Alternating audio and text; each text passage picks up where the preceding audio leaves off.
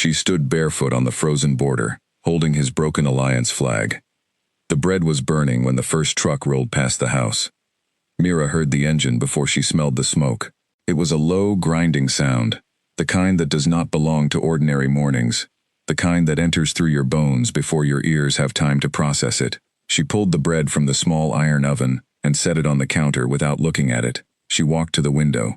Through the thin glass, she watched a military truck move slowly along the road below the hill, its canvas covered dark with moisture, its tires pushing through the last of yesterday's mud. Behind it came another, and then a third. She did not panic.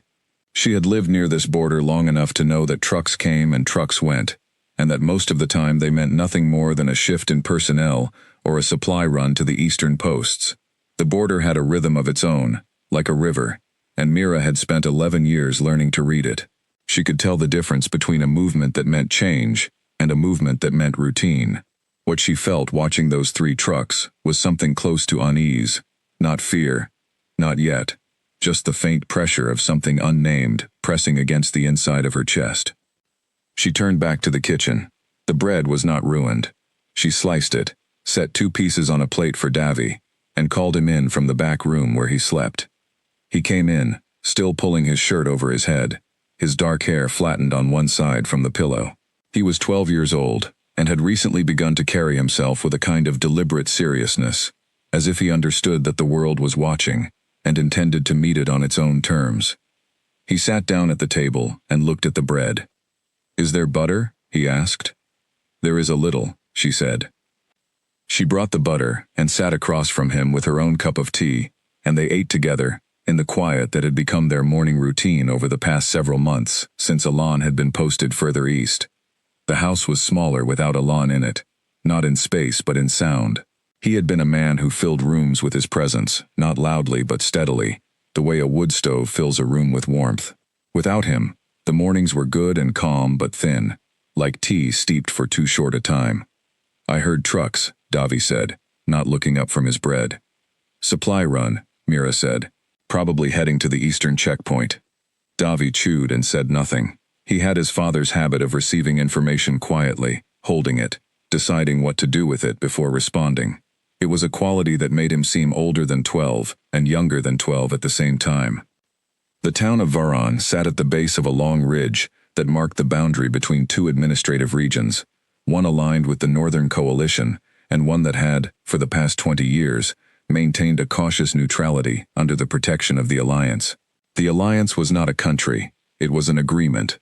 7 factions, each with its own history and its own grievances, had come together 18 years ago and decided that their shared border was more valuable than the arguments that divided them. They drew up a charter. They chose a flag. They posted soldiers at 12 checkpoints along a 300-kilometer line, and they called it peace, which was not entirely accurate but was not entirely wrong either. Mira had grown up 40 kilometers north of Varan, in a town that did not sit on any border and did not think much about politics. She had studied education at the regional college, met Alon at a friend's wedding when she was 22, and followed him to Varan 3 years later when he was posted there as a junior alliance officer. She had not chosen Varan the way you choose a destination. She had chosen Alon, and Varan had come with him, the way a house comes with a neighborhood you did not specifically want, but learn to love, because the light in the afternoon is very good, and the people on your street know your name. She had learned to love Varan. It took 2 winters and one particularly difficult spring, when the water pipe under the yard burst and flooded the garden, and she spent 3 days clearing mud before Alon could get leave to come home and help. But somewhere in those 3 days, digging in her own garden in a town that was not originally hers, she had decided it was hers now. That was how Mira worked. She did not fall into belonging. She chose it, deliberately, and then she acted accordingly. The school where she taught was a 20-minute walk down the hill and along the main road. It had 41 students divided into 3 age groups, and Mira taught the 2 older groups, children from 9 to 14, reading and arithmetic, and a little bit of everything else that a school with limited staff needed to cover. She was good at it. She was not sentimental about it, not the way some teachers were, but she genuinely liked the work. She liked the precision of it, the way a lesson either worked or it did not, the way a child either understood something or they did not yet, and your job was to find the path between those 2 states. She had been doing this for 7 years. She knew every family in Varan well enough to know which children ate breakfast at home, and which ones came to school on empty stomachs, which fathers were home, and which were posted elsewhere, which mothers were managing well, and which were managing by holding themselves very tightly together, and hoping no one looked too closely. After Davi left for school that morning, Mira washed the dishes and dried them, and put them away in the cabinet above the sink. She did this the way she did most things, carefully, completely, without leaving anything half done. It was a quality that people sometimes mistook for perfectionism, but was really something simpler. She just did not like loose ends. Loose ends were places where worry could attach itself and grow, and Mira had never seen the use of worry that was not attached to action. She went to the back room to check on Sosi, who was 4, and still slept later than the rest of the household. Sosi was curled on her side with both hands pressed flat under her cheek, her breathing slow and even. She had Alain's coloring, dark skin and long lashes, and in sleep she looked so entirely peaceful that Mira stood in the doorway for a moment longer than necessary, just watching. Then she went to put on her coat and walked to school. The road down the hill passed by old Lena's house, where the fence was always in need of repair, and by the small shop that sold tinned food and candles and whatever bread the owner's wife had made that day. Mira stopped and bought a small tin of sardines, because the school sometimes had children who needed feeding, and it was useful to keep something in the classroom. The owner's wife, a heavy-set woman named Carol, wrapped the tin in a piece of newspaper without being asked, the way she always did. "Did you see the trucks this morning?" Carol asked. "3 of them," Mira said, "going east." Carol pressed her lips together. She had the expression of someone who had already decided something was wrong, but was waiting for permission to say so. "My husband counted 5, she said. "He was up before 4. Mira took the tin and put it in her bag. 5 trucks is still just 5 trucks, she said, although she was not entirely sure she believed that. She walked on. The school morning went as school mornings do. 2 children arrived late. One child forgot his reading book and had to share with the girl next to him. A dispute broke out during arithmetic over who had stolen whose pencil, and by mid-morning the room had settled into the particular low hum of children working, which was one of Mira's favorite sounds in the world. She moved between the rows of desks, stopping here and there, bending to look at a problem, asking a question, pointing at a number that was not quite right without saying so directly, just letting the child find their own way to the correction. During the lunch break she went outside and stood in the small yard and ate the heel of the bread she had brought from home. The ridge was visible from the yard, gray-green in the midday light, and she could see no movement on it, which was either reassuring or simply meant that whatever was moving had already passed. Another teacher, a young man named Oliver who had been at the school for only 1 year and still had the particular anxiety of someone trying very hard to do a good job, came to stand beside her. "I heard there was some sort of incident near the pass," he said, speaking quietly, even though there was no one near them. "What kind of incident?" she asked. "I don't know exactly. Someone said a ceasefire was broken. Someone else said it was just a misunderstanding." He paused. "But the signal for the radio has been cutting in and out since this morning." Mira finished her bread. "It's probably nothing," she said, and she meant it partly and not entirely.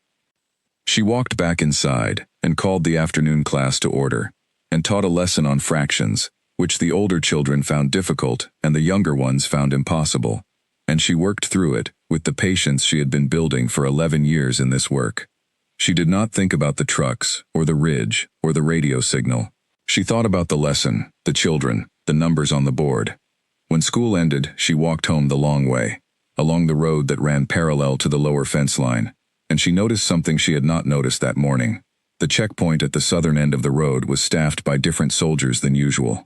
They were wearing the right uniforms, Alliance colors, but she did not recognize any of their faces, and in Varan you usually recognize the faces at the checkpoints because they had been the same faces for months.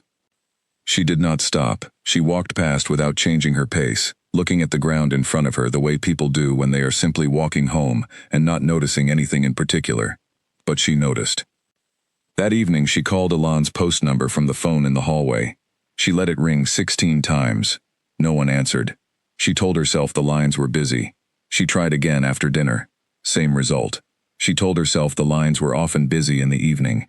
She put the children to bed, Davi first and then Sosi. And she read Sosi a short story about a rabbit who wanted to see the sea. A story Sosi had heard so many times she could recite parts of it. And Mira read it all the way to the end, where the rabbit finally arrives at the shore and just stands there, looking, as if that was the whole point. She sat at the kitchen table after the children were asleep and tried to write a letter to Alon, which she did every few days since the phone calls had become unreliable. She wrote the date at the top and then sat for a while without writing anything else. Outside, the wind had picked up. The window above the sink rattled once in its frame. She wrote, "The bread was good today, a little dark on one side. Davi is reading faster than last month. Sosi still talks to her toy horse as if it is real. The garden is closed down for winter, and I am glad, because it means I do not have to look at it and think about everything that still needs doing." She did not write about the trucks. She did not write about the unfamiliar faces at the checkpoint. She did not write about Carol's husband counting 5, where she had counted 3, or about Oliver's mention of the radio signal. She folded the letter and put it in an envelope and wrote Alon's post address on the front in her neat, even handwriting, and set it on the shelf near the door where she kept the things that needed to go out. Then she turned off the kitchen light and went to stand at the window in the dark. The road below the hill was empty. No trucks. The checkpoint at the bottom of the road had a light burning in its small shelter, and she could see the shape of a soldier standing outside it, smoking, the ember of his cigarette moving slowly in the dark. It was a completely ordinary sight. She had seen it hundreds of times. She stood there for a long time anyway. The truth about living near a border, the thing nobody tells you when you first arrive, is that you develop a kind of extra sense over time.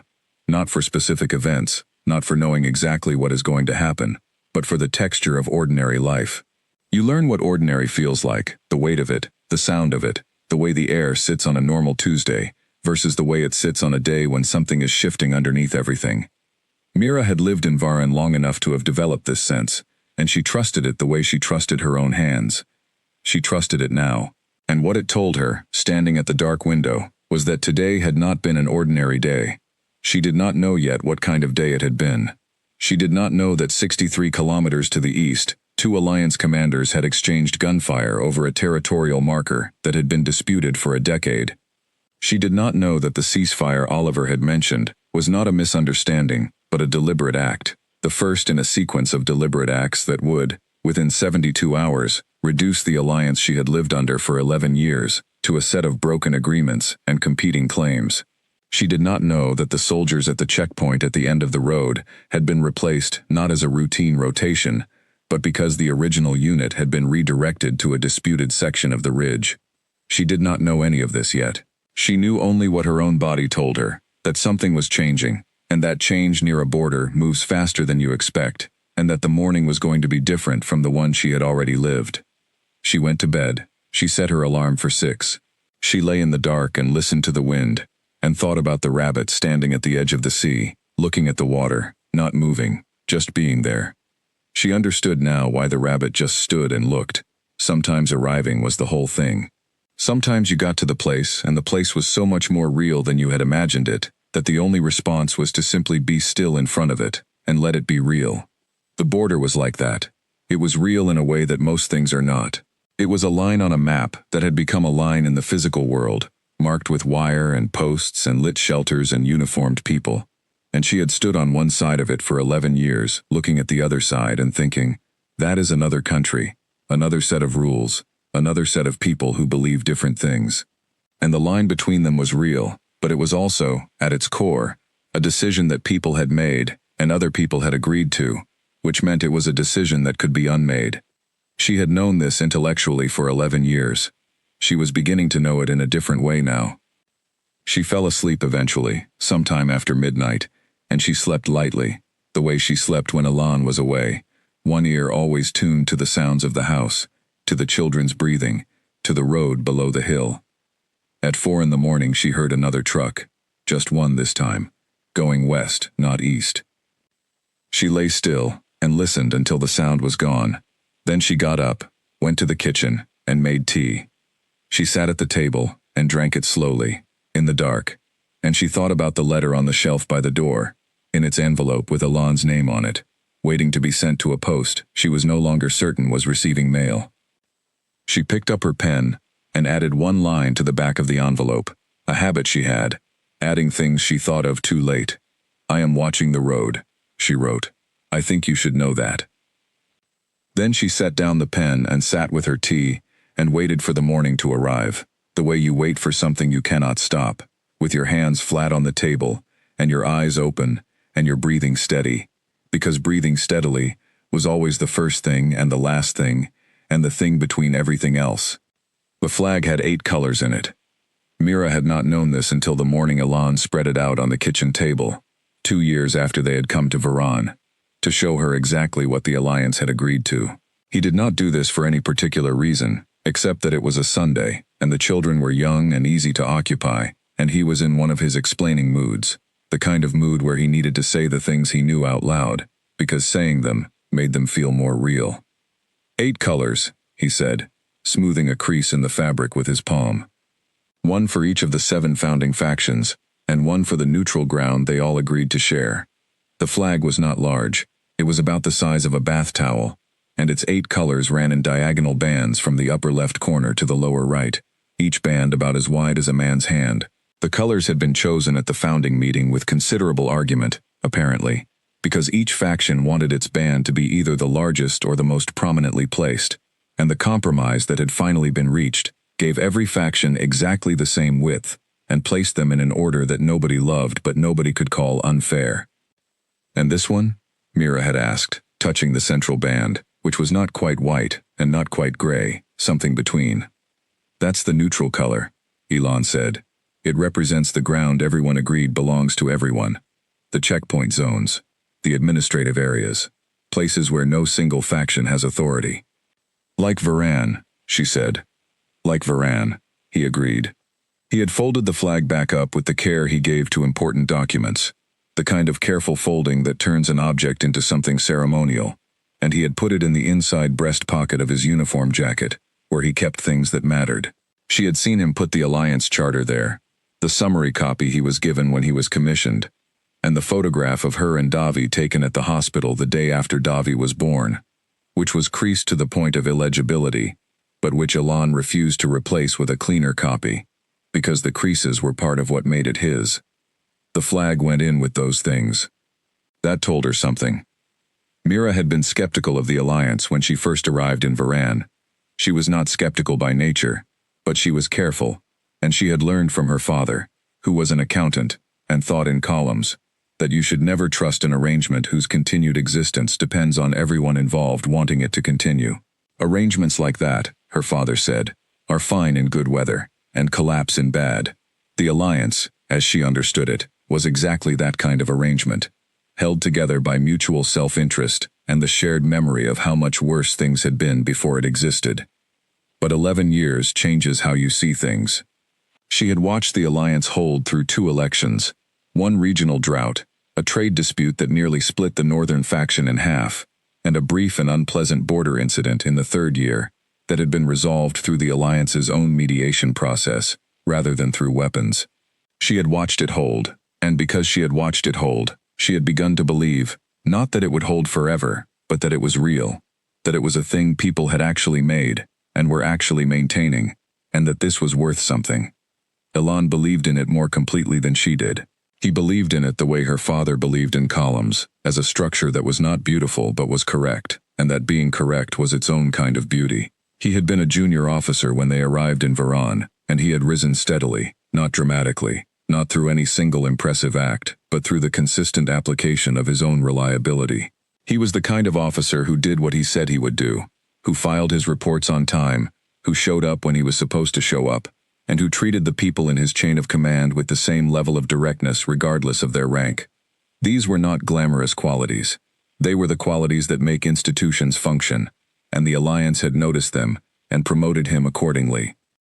By the time the trucks began moving that winter, Elan was a senior coordination officer, which meant he did not command soldiers directly, but managed the communication and logistics between 3 different faction posts along a 40-kilometer stretch of the eastern ridge. His job was to make sure the right information reached the right places at the right times. which was harder than it sounded because the right information looked different to each of the three factions he was coordinating. And translating between their versions of the same events was a skill that required a particular kind of patience.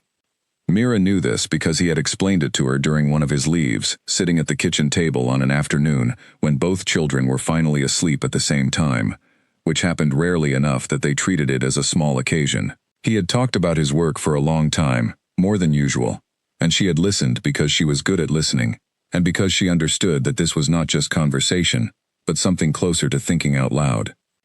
The hardest part, he had said, is that each faction believes it is being completely reasonable. Nobody in this job is unreasonable. Everyone has legitimate concerns. Everyone has history that explains why they see things the way they do. And my job is to find the path that acknowledges all of that and still gets the water supply repaired before it becomes a health issue. That sounds exhausting, she said. It is, he agreed.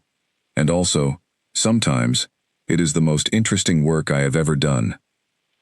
She believed him. She knew the look on his face when he was doing work that mattered to him, and it was the same look she had seen that afternoon, a kind of quiet engagement, eyes focused, hands still, the whole of his attention given to what was in front of him.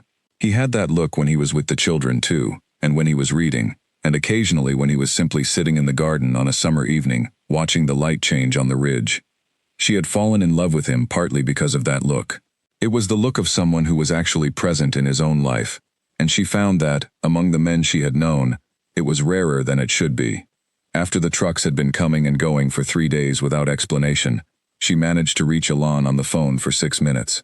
The connection was poor, and she could hear interference moving through the line like weather, but his voice was clear enough, and his tone was what she needed, steady, measured, slightly distracted, in the way he got when there were multiple things happening around him, and he was managing them all, while also talking to her.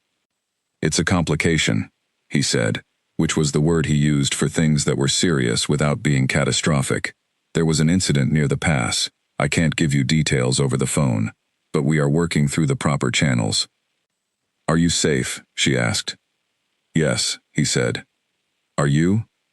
Yes, she said. Good. Keep the children inside in the evenings for the next few days. Don't change your routine otherwise. Normal is important right now. She asked him if there was anything she should do, and he said no, keep normal, that was the thing. And then the line cut, and she stood in the hallway holding the receiver until the dial tone started, and then she put it down. Keep normal. She understood what he meant, and she agreed with the principle. Normal was protective.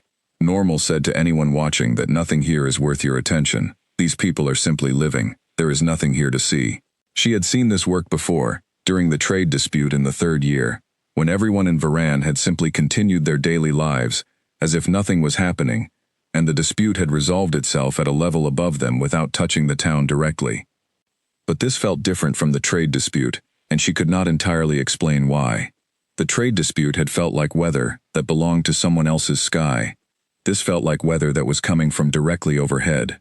She kept normal anyway. She walked Davi to school in the mornings, which she had not done since he was 8, and she did it without explaining why, just falling into step beside him, and talking about ordinary things, what he wanted for his next birthday, whether the school garden would grow anything worth eating if they planted in the spring. He did not ask why she was walking with him.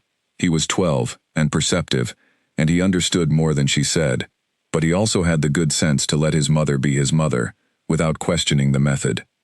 At school, she taught her lessons. She noticed that 3 children were absent on Tuesday, 5 on Wednesday, and she did not take attendance in her usual way, because she did not want to mark absences in the book and have the book read later by someone looking for information about which families had left. She kept a separate count in her head, and told herself she would record it properly when things settled. Oliver brought her tea in the staff room on Wednesday afternoon, and they sat together for a few minutes without talking much. He was frightened, she could see it, not in any dramatic way but in the slight tightening of his whole face, as if he were bracing for something he could hear but not yet feel.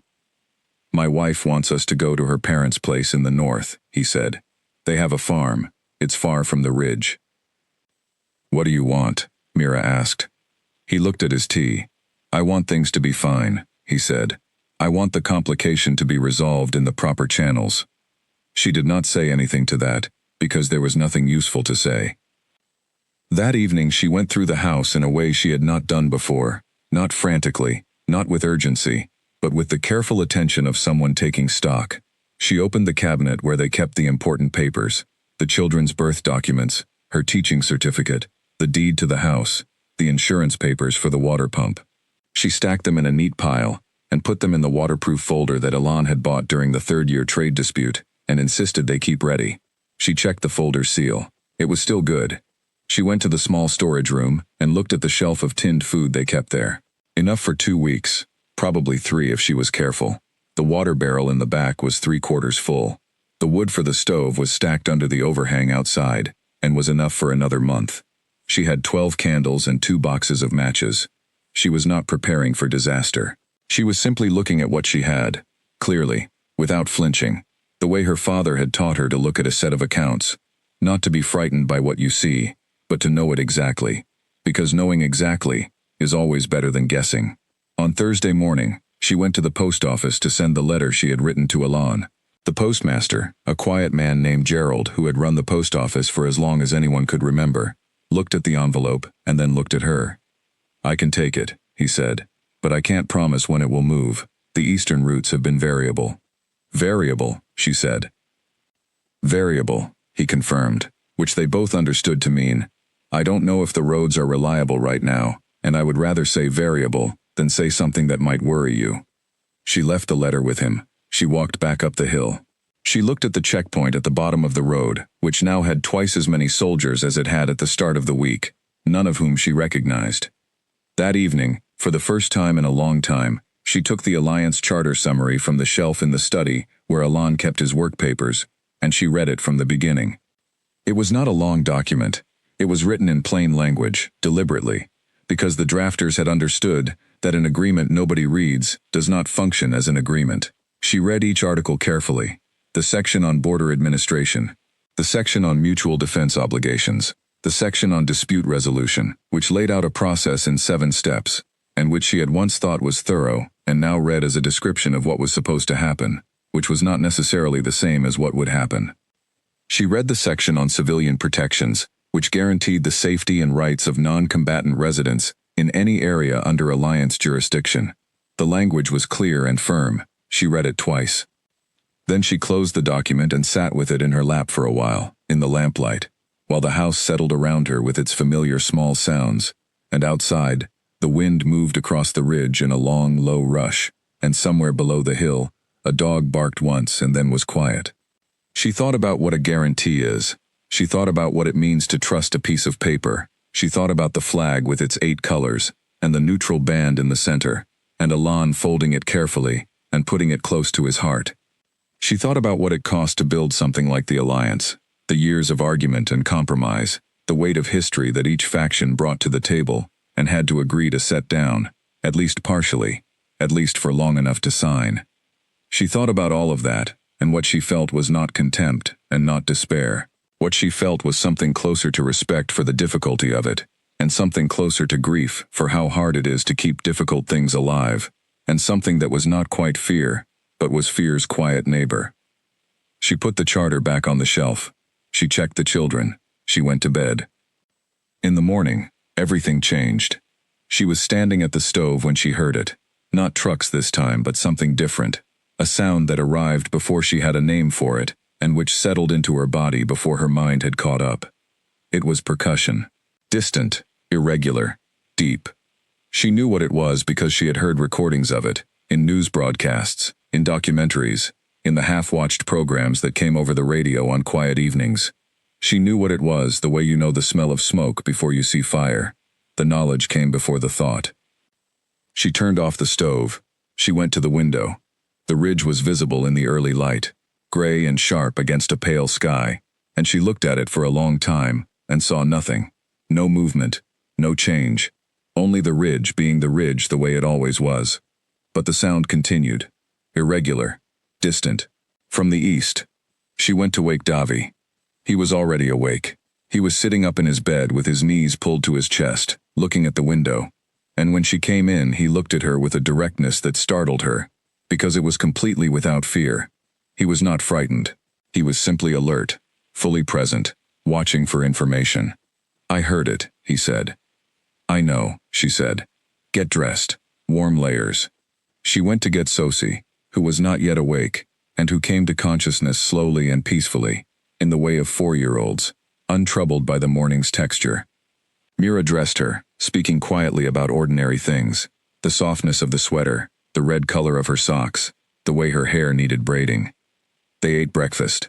Mira made porridge, and they sat at the table and ate it, all three of them, in the kitchen, that smelled of warm oats, and the faint sweetness of the dried apple she had added to the pot. The sound from the ridge had paused. The morning was quiet. Sosie told a long, rambling story about something that had happened in a dream, something involving a horse who could open doors, and Mira listened and nodded, and Davi listened too, eating his porridge steadily, his eyes clear. Mira did not turn on the radio. This was a decision she made deliberately. She did not want to hear uncertain information delivered with the urgency of news. She wanted to think clearly, and the radio would fill the space with voices, before she had organized her own thoughts. She knew enough. She knew there was percussion from the ridge. She knew the checkpoints had changed. She knew Alon's phone was not answering. She knew the eastern postal routes were variable. She knew enough to act, and action required a clear head. After breakfast, she told Davi that he would not go to school today. I know, he said, again with that directness, that complete unsurprise. She asked him to stay with his sister in the back rooms, and to do the reading he had been putting off, and to keep Sosie occupied with her blocks or her drawings. She said she was going to walk down the hill, and she would be back within 2 hours. She said this calmly, as if it were a simple errand, and Davi received it the same way, calmly, because that was the agreement they had reached without discussing it, the agreement between a mother and a child who is old enough to understand what calm costs, and to pay it without being asked. She went down the hill. The main road through Varan was quiet, but not empty.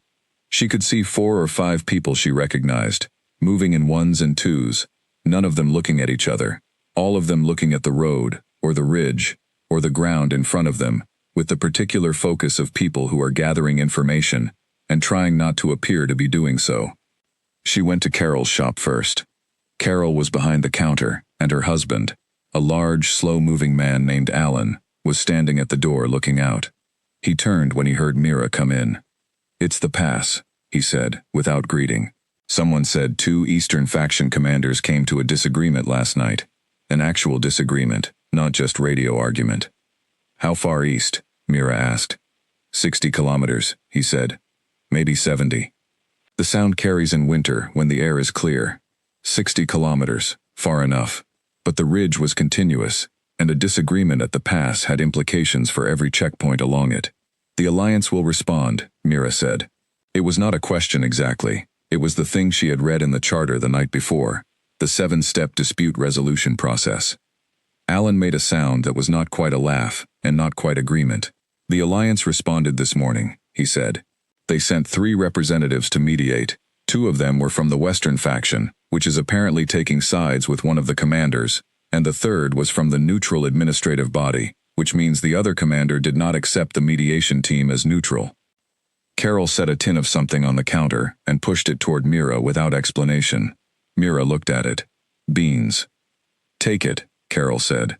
We have too many. Mira took it. So the mediation failed. Before it started, Alan said. She left the shop and continued down the road toward the south checkpoint, which was now staffed by 6 soldiers instead of the 2 she had grown used to seeing. She stopped at a distance she hoped was casual, and looked at the checkpoint with the idle attention of someone who was simply pausing in her walk to look at the morning. One of the soldiers glanced at her. She nodded. He did not nod back. She turned and began walking back up the hill. Halfway up, she passed old Lena, who was outside in her coat despite the cold, leaning on the fence post, and looking at the road with an expression of deep, experienced calm. Lena was 81 years old, and had been born in the region before the Alliance existed, and before the border was formalized. And she had told Mira once, not dramatically but plainly, that she had lived through 4 different arrangements of who owned what, and who had authority over whom, and that the one consistent lesson was that the people most affected by the arrangements were never the people making them. You heard it this morning? Mira asked, stopping. I heard it, Lena said. I've heard it before. Different pass, same sound. She looked at Mira with her steady, dark eyes. "How many tins do you have?" "Enough for 3 weeks," Mira said. "Good," Lena said. 3 weeks is usually how long it takes for an arrangement to declare itself one way or the other. She turned back to looking at the road. "Go home to your children." Mira went home to her children. The afternoon was strange. The percussion from the ridge returned in the early afternoon, and lasted for about 30 minutes, and then stopped. Davi heard it and said nothing. Sosi did not seem to notice. Mira sat at the kitchen table and tried the phone again. The operator's recording told her the eastern lines were temporarily unavailable. She took the waterproof folder with the important papers and put it on the shelf nearest the back door, within easy reach. At 4 in the afternoon, Oliver arrived at the door. He had his coat on and a bag over his shoulder, and he was pale in the way that people get when they have made a decision and are not entirely sure it is the right one. "We're going," he said, "to her parents' farm." "Yes," Mira said. "I think that's right." "Will you come?" he asked, and she could see in his face that he genuinely wanted her to say yes, that he was asking not just out of politeness, but out of actual concern, the kind that comes from working beside someone for a year and learning the shape of them. She thought about it for a real moment. She thought about the farm to the north and the cold journey to it, and Sosi's face in the back of a vehicle, and arriving somewhere that was not her house. "Not yet," she said. "Alon doesn't know where we are if we leave. I need to give him a little more time." Oliver nodded. He understood this. He reached into his bag and gave her a small wrapped package, which turned out to be 2 candles and a box of matches. "From my wife," he said. "She said to give them to the person who was most likely to stay." After he left, Mira stood in the hallway for a while. Then she went to the window and watched the road and thought about the sound of percussion and what it meant for arrangements and what 3 weeks looked like from the inside when you were the kind of person who was most likely to stay. She was that kind of person. She had always been that kind of person. She did not know yet whether it was determination or simply the way she was built, but she knew it was true, and she had long since stopped apologizing for the truths of her own nature. Outside, the light on the ridge turned gold and then orange, and then the gray of early evening, and the checkpoint at the bottom of the hill stayed lit, and the soldiers who were not the usual soldiers stood at their posts, and Mira made dinner for her children, and sat with them at the table, and listened to Sosi explain at length why the toy horse was named after a color, and she ate her portion of the beans and bread and thought, "This is the life I chose, in the place I chose, and I am still here in it." That was enough. For that evening, that was entirely enough. Outside, 60 kilometers to the east, the arrangement that had held for 18 years was cracking along its oldest seams, and the sound of it, when the wind was right, carried all the way to Varan. But the house was warm. The children were fed. The folder was by the door. Mira washed the dishes and dried them and put them away, and went to bed, and did not allow herself to think past morning. By the second morning after the percussion began, 3 families on Mira's road had already left. She knew this, not because she saw them go, but because of the silence their leaving created, the particular absence of certain sounds. The Hartley boys no longer shouted to each other across the yard at 7, which was something she had complained about to herself many times, and now noticed with a sharpness that surprised her. Old Gerald from the post office no longer opened his shutters at 6:30, and the shutters stayed closed, in a way that was different from simply being closed, in the way that a closed door when someone is inside is different from a closed door when no one is home. She noticed these things on her walk to the south checkpoint, which she had made a habit of doing each morning, not approaching it, not speaking to anyone, just walking past at a moderate distance, observing. It was a kind of accounting. How many soldiers, what equipment, what direction were they facing, had anything changed in their posture or their arrangement? She did not know exactly what she was looking for. She was looking for the texture of things, the way her father had taught her to read a set of accounts not just for specific numbers, but for the overall feel of whether the numbers were honest. The checkpoint had 8 soldiers now. All of them wore Alliance colors, but she had begun to understand that Alliance colors could mean several things. The Alliance was not one body anymore. It was splitting, and which piece of it you belonged to was determined by which commander you reported to, and she did not yet know which commander had sent these particular 8 soldiers to stand at the end of her road. On the morning of the second day, one of them called out to her. "Where are you going?" She stopped. She turned toward him calmly. He was young, perhaps 22, with a broad face, and the kind of alertness that comes from being recently trained rather than from experience. "Walking," she said. "I do it every morning." "Identification," he said. She had brought her papers. She had started bringing them in her coat pocket 2 days ago, without consciously deciding to, the way you bring an umbrella on a cloudy day before you have decided it will rain. She handed him her residence card and her teacher's credential. He looked at them. He looked at her. He looked at the cards again. "You teach here?" he said. "For 7 years," she said. He handed the cards back. He said nothing else. She walked on, a little further than she usually went, far enough to see that the road beyond the checkpoint was empty in both directions. No civilian vehicles, no movement. She turned and walked back. The occupation of Varan was not announced with a declaration, or a raised flag, or any of the things that, in stories, mark the moment when power changes hands. It happened the way most real changes happen, gradually and then completely, through a series of small events that each seemed manageable on its own, and which only revealed their total meaning in retrospect.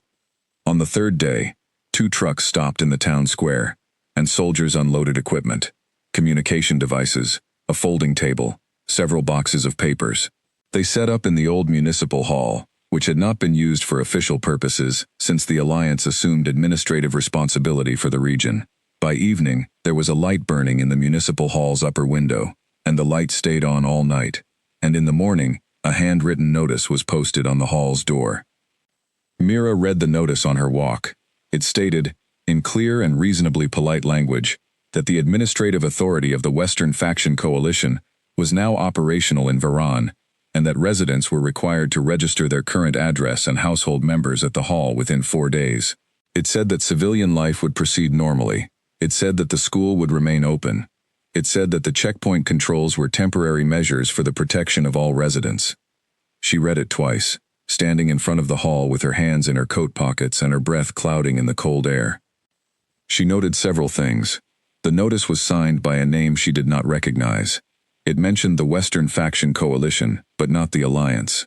It was careful in its language, which meant it had been written by someone who understood that language is a tool, and who was using it deliberately. The word temporary appeared twice. She went home and told Davi what she had seen. He listened with his usual stillness, then said, "What does registration mean?" "It means they want to know exactly who is here," she said.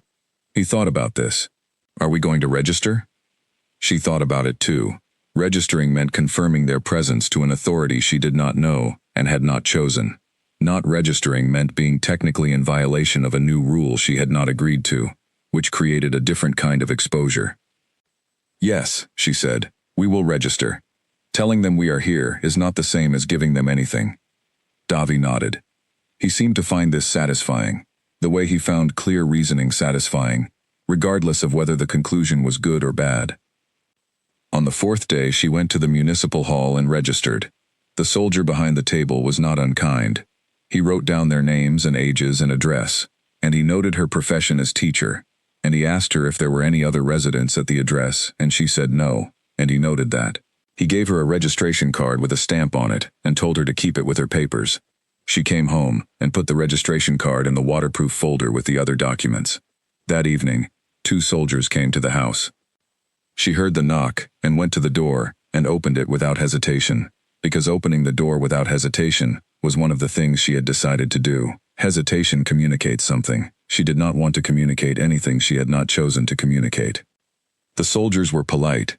They explained that the house had been identified as a suitable billet for 2 officers and asked how many rooms she had. She told them. They said they would require the front bedroom and the main room, and that she and her children could use the back bedroom and the kitchen. They said this would be a temporary arrangement. She stepped back from the door and let them in. There was nothing else to do. Refusing would create a confrontation that could not end well. Agreeing without making a fuss was the only response that did not make things worse. She had calculated this before they knocked, not because she had known they were coming, but because she had known this was possible, and she had made her decisions in advance, which was always better than making them in the moment, when your body is full of adrenaline, and your hands want to do things your mind would not approve. She moved the children's shoes from the front hallway to the back room that night. She did it quietly, after the officers were settled, carrying the shoes two at a time, Sosie's small red ones and Davi's worn school shoes, and her own winter boots. She put them under the bed in the back room, out of sight. She did not fully understand why she did this at the time. Later she would understand that it was instinct, the kind of instinct that does not come from fear but from something older and quieter, the understanding that certain things should not be seen, not because they were dangerous but because they were hers, and making them invisible was a way of keeping them hers in a space that had been rearranged around her. The following days settled into a pattern that was unlike normal and yet, in its way, was a new kind of normal. She and the children stayed in the back two rooms. She cooked in the kitchen, and the officers came through at mealtimes, and she stepped aside and let them use the stove, and then cooked for her children when they were done. She did not speak to the officers unless they spoke to her first. She was not rude to them. She was simply the quiet woman in the back of the house, which was a persona she could sustain indefinitely, because it required only the discipline of not being more than what was necessary. She continued going to school. The school had reopened, as the notice had said it would, and 11 children came on the first day, then 15, then 22, and by the end of the second week, she had almost all of her regular students back. She taught her lessons. She kept the tin of sardines in the classroom drawer. She did not mark attendance in the register, but kept her head count in the careful columns of her mind. Oliver did not come back. She did not know whether he and his wife had reached the farm safely. She thought of him sometimes and hoped the answer was yes. Gerald from the post office opened his shutters again on the 6th day after the occupation began, which she took as a sign of something, though she was not sure what. When she went to ask about the eastern postal routes, he shook his head slowly and said the routes were still variable, a word that had by now accumulated so much meaning that she could no longer hear it without feeling the full weight of it. She wrote another letter to Elan. She could not mail it, but she wrote it anyway, because the writing was not only about communication. It was about maintaining the habit of speaking to him, of keeping the connection real in her own mind, of not allowing the silence to mean something it might not mean. In the letter she described the registration process and the officers in the house, and the sound the town square made in the evenings now, different from before. She described Sosie's latest explanation for why her toy horse needed a new name, which had been delivered with the calm certainty of a small person who had thought about the matter at length. She described the way Davi had begun sitting at the kitchen table after dinner to do his reading, his back to the wall and his face toward the door, a positioning she recognized because it was hers too, the instinct to always know where the entry points were. She did not describe her feelings about any of this, because she did not think describing her feelings would be useful to anyone, including herself. She described the facts. The facts were enough. The facts told everything. She sealed the letter and kept it with the others she could not send. The cold deepened that week. The frost came every night now and did not fully leave during the day, settling instead into the shadowed corners and the ground under the trees and the surface of the standing water in the yard's small drainage channel. Sosie found a puddle frozen solid one morning and stood on it deliberately, feeling it hold her weight, then looked up at Mira with an expression of pure delight and surprise. Mira watched her daughter stand on the ice and felt something in her chest that was not grief and not joy, but was very close to both. She thought about what Lena had said, 3 weeks, usually, for an arrangement to declare itself one way or the other. They were at the end of the second week. Whatever was coming was coming. She did not know what form it would take. She knew only that the life she was living now, the invisible woman in the back of her own house, the teacher who counted children in her head, the letter writer who could not send letters, was a life she could sustain as long as she needed to sustain it, but that it was not a life she would accept as permanent. She was not the kind of person who accepted things as permanent that she had not chosen. She was not the kind of person who let arrangements be made for her while she stayed quietly in the back room. She did not know yet what she was going to do about this. She knew only that she was going to do something, when the time came, and when she understood what the something needed to be. In the meantime, she washed the dishes. She dried them. She put them away. She woke up the next morning and did it again. The man who brought the news about Elan was not supposed to bring it. He was a soldier, injured, passing through Varan on his way to a medical post 30 kilometers to the west. He had a wound to his left leg that had been cleaned and wrapped but not properly treated, And he walked with a heaviness that was not quite a limp, but was the thing just before a limp. The deliberate redistribution of weight that people learn when one part of the body can no longer be relied on. He stopped at Carol's shop and asked for water, and Carol gave it to him, and he sat on the step outside for a while before continuing on. Carol told Mira about him that afternoon. She described him: tall, Eastern coloring, the insignia of the neutral administrative corps on his shoulder, but underneath it, just visible at the collar, the thread of a different uniform. He said something, Carol said. She was keeping her voice very even. About the coordination officers, about what happened at the Eastern Ridge. Mira waited. He said some of them crossed the line, Carol said. Went to the other side. He didn't use the word defected. He said crossed the line, but I think he meant the same thing. Mira said nothing. He said one of them was someone who had been handling communications between the 3 Eastern posts. A senior officer. Carol looked at her with the careful, deliberate steadiness of a person delivering news they know will land badly, and who is trying to do it as cleanly as possible. He said this officer had signed a separate agreement with the Eastern faction commander. Mira stood very still. He said the officer had done it to protect his unit, Carol continued. That there was an argument about whether it was practical or whether it was a betrayal. He seemed to think it was both. There was a pause. Did he say a name? Mira asked. Her voice sounded, to her own ears, exactly like her voice. Carol looked at her for a long moment. He said a first name. I don't know if it was the right person. She said the name. It was Alon's name. Mira nodded once. Thank you, she said, for telling me directly. I didn't know if I should, Carol said. You should have, Mira said. Knowing is always better. She walked home. She walked at her normal pace. She passed old Lena's fence and the post office with its open shutters, and the stretch of road where the autumn's last leaves had been pressed flat against the ground by the frost. She walked into her house through the back door, which she used now because the front entrance was frequently used by the officers. She hung her coat on the hook inside the back door. She washed her hands at the kitchen sink. Davi was in the back room with Sosie. She could hear Sosie's voice, explaining something with great seriousness, and Davi's occasional responses, patient and brief in the way he had learned to be when his sister was in the middle of an important thought. She stood at the sink with her hands still wet, and she thought about the name Carol had said, and she thought about what a senior coordination officer, who handled communications between 3 Eastern posts, would know that would be valuable to an Eastern faction commander, and she thought about the word practical and the word betrayal, and why the soldier had said both, and called them both accurate. She thought about Alon's face when he was working on something that mattered to him, that particular quality of attention, eyes focused, hands still.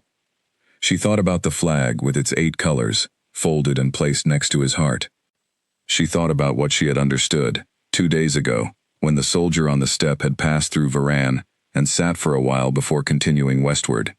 She had not yet known the content of what he carried, but she had known, in the way she always knew things slightly before she could articulate them, that something had shifted in the air of the story she was living. She dried her hands. She went to the shelf where she kept the unmailed letters, and she took out the last one, the one she had written 3 days ago, about the registration, and the officers, and Sosie standing on the ice. She did not reread it. She set it aside. She took a fresh piece of paper and sat down at the kitchen table, and she wrote Alon's name at the top, and then she sat for a long time. She was not angry. She was also not without anger.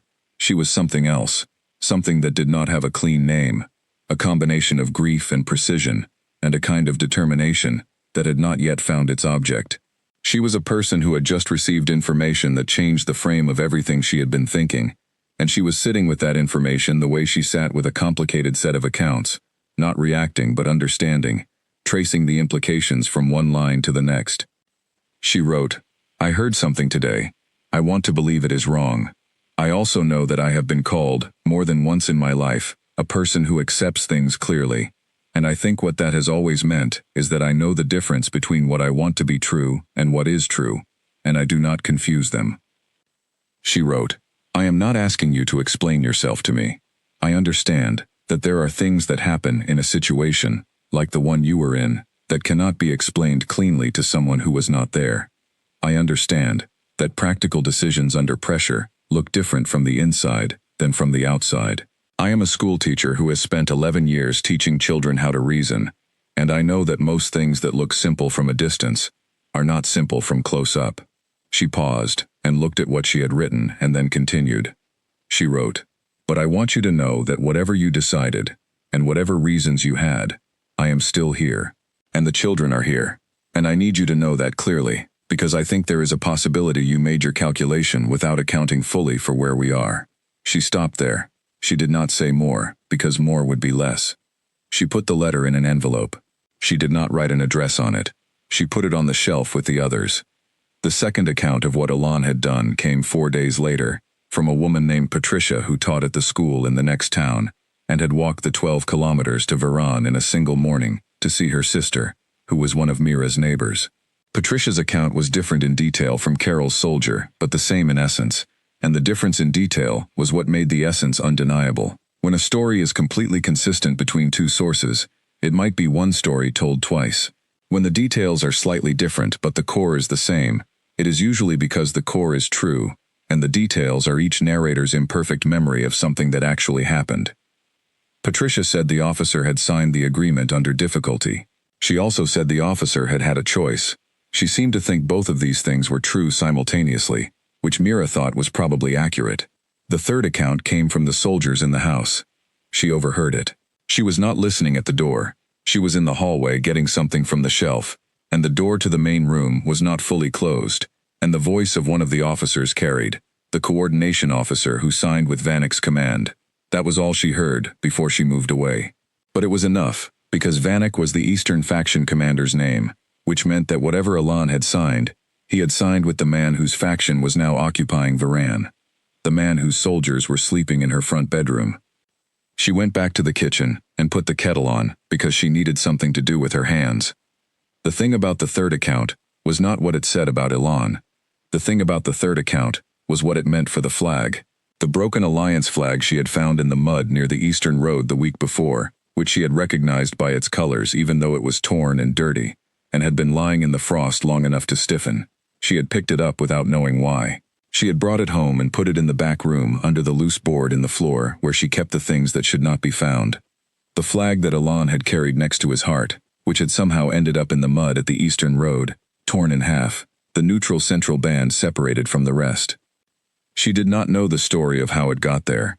She understood only that it was there, and that she had picked it up, and that it was now in her keeping, and that this seemed to matter in a way she could not yet fully articulate. She made her tea. She drank it standing up, which she almost never did, but she did not feel like sitting. She looked out the window at the back garden, which was closed down for winter, the beds empty and the earth hard, and she thought about what Lena had said about arrangements declaring themselves. This arrangement had declared itself. She understood now what kind of arrangement it was. She understood that Alon was not coming back to Varan. She did not know if he was safe, or where he was, or whether the practical decision he had made had produced the outcome he had calculated. She knew only that he was not coming, and that waiting for him to come was a plan built on a premise that was no longer reliable. She needed a different plan. She did not have one yet, but she could feel it beginning to form, in the way plans form in the mind of someone who is calm and precise, and has decided to stop waiting for someone else to make decisions about her life. She was going to find a way through, for the children, for the papers in the waterproof folder, for the unmailed letters on the shelf, for the broken flag under the loose board. She did not know the shape of the way through yet, but she knew she was the person who was going to find it. She finished her tea. She rinsed the cup. She put it in the rack to dry. In the back room, Sosie laughed at something Davi had said, a clean, uncomplicated sound that moved through the wall and into the kitchen like something alive, and Mira stood for a moment and just let it be there, that sound, in the space around her. Then she went to teach her children their afternoon lesson, because they had not stopped being in need of education, simply because the world had rearranged itself, and because education, like breathing, was one of the things she was not prepared to let circumstances take from them. Mira did not find the Women's Network. The Women's Network found her. It arrived in the form of a note, written in very small handwriting, on a piece of paper torn from the margin of a book, slipped under the back door of her house on a Tuesday morning, while the officers were still asleep. She found it when she opened the door to bring in the cold weather mat she had left outside to air. She read it standing in the doorway, quickly, then closed the door and stood in the kitchen with the note in her hand. It said, "If you need to move something, we can help. If you need information, we can help. If you want to help others move or find information, we will come back." It was not signed. She thought about it for the rest of the day while she taught Davi his mathematics and read Sosie her stories and made the meals that occupied the back end of the kitchen while the officers occupied the front. She thought about it the way she thought about a problem in arithmetic, not emotionally but structurally, looking for what the note was actually offering and what the conditions were and what the likely consequences of various responses might be. She did not know who had sent the note. She knew that it presupposed knowledge of her situation, which meant someone had been watching, which could be alarming, but could also simply be what it appeared to be: neighbors paying attention. She knew that it offered several things, and asked for nothing in the first instance, which was the approach of people who were cautious and practiced.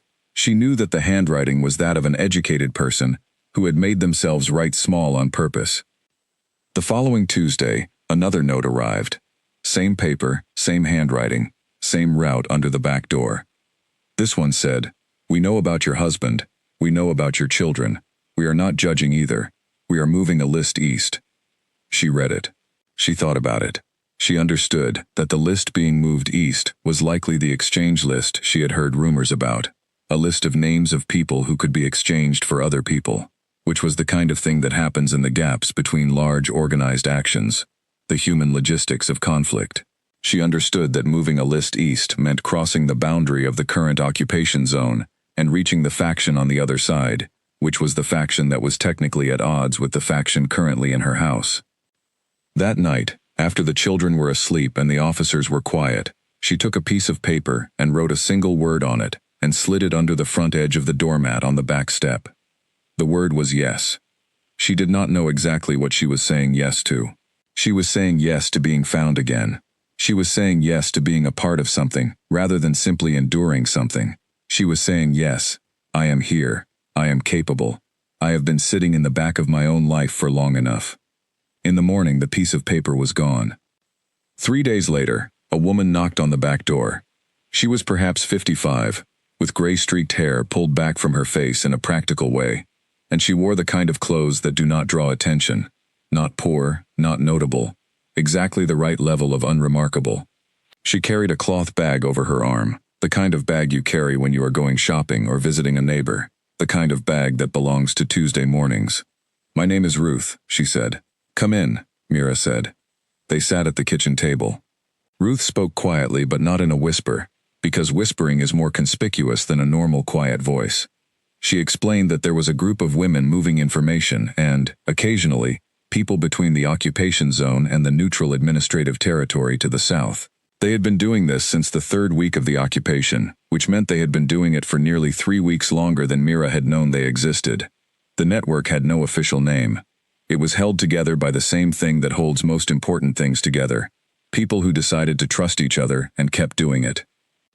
"The list we are moving east is of 17 men who are being held in a temporary facility near the pass," Ruth said. "Some of them have families here. Most of them have families who have left. They can be exchanged for a group of people currently being held on the other side." "How do you know this?" Mira asked. "We know someone who knows the officer responsible for the facility," Ruth said, "and we know someone who knows the opposing command's representative in the neutral zone." "And the list needs to reach the neutral zone," Mira said. "It needs to reach a specific address in the town of Kesla," Ruth said. "Kesla is on the other side of the south checkpoint." Mira thought about the south checkpoint. She had walked past it every morning for the past several weeks. She knew it had 8 soldiers. She knew their rotation schedule, because she had been watching. She knew there was a period of about 20 minutes in the early morning, between the end of one rotation and the arrival of the next, during which there were typically only 2 soldiers at the checkpoint rather than 8, and they were at the point of tiredness that comes at the end of a long night, which affected the quality of attention. She did not tell Ruth this yet. She was still listening. "The person who was going to move the list was stopped last week," Ruth said, without elaboration.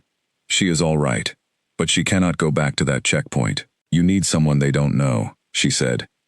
"Someone with a legitimate reason to be at the checkpoint in the early morning," Ruth said. Mira thought about this. A teacher. a teacher with a legitimate reason to cross to the other side. There had been a note from the Occupation Administration, circulated through the school, about a teacher training session being held in Kesla for educators in the zone. She had read it and set it aside, because crossing the checkpoint was not something she had been considering. She was considering it now. "The list," she said. "How many names?" 17, Ruth said. "Memorized is better than written, but you would have 3 weeks to learn them." Mira nodded slowly. 3 weeks. In 3 weeks, she had taught entire units in mathematics. She had learned the rotation schedule of a checkpoint through daily observation. She had rebuilt herself from a woman waiting for her husband into a woman who had stopped waiting. 3 weeks was enough. "Tell me the names," she said. Ruth looked at her with the careful assessment of someone who has learned to read people quickly because her circumstances require it. What she saw seemed to satisfy her. "Not yet," she said. "First you go to the checkpoint twice more, at the times I will tell you, and you come back to me with everything you see. Then we talk again." "All right," Mira said. Ruth stood. She picked up her cloth bag. She looked at the shelf by the door, where the waterproof folder sat, and did not comment on it. And Mira respected that. "One more thing," Ruth said, at the door. "If you decide to stop at any point before you go, tell me. If you decide to stop after you have the names, that is more complicated, but we will find a way." She paused. "I am saying this because I want you to know that you always have a choice. Even in situations that look like they have no choices, there are choices. Some of them are bad, but they exist." Mira thought about what Ruth had just said, and about Alon, and about practical decisions. "I know," she said. After Ruth left, she stood in the kitchen for a while. She was not afraid. She was, if anything, the opposite of afraid. She was clear, precisely and completely clear, in the way she had been clear before an examination in school, before Sosie's birth, before the morning she had told herself she had chosen Varan and meant it. The clarity was not courage exactly. It was simply the absence of ambiguity, and the absence of ambiguity was the thing she had been missing for weeks. She knew what she was doing now. She knew why. She knew the cost she was prepared to pay, and the cost she was not. And the line between those two was the children. Always the children.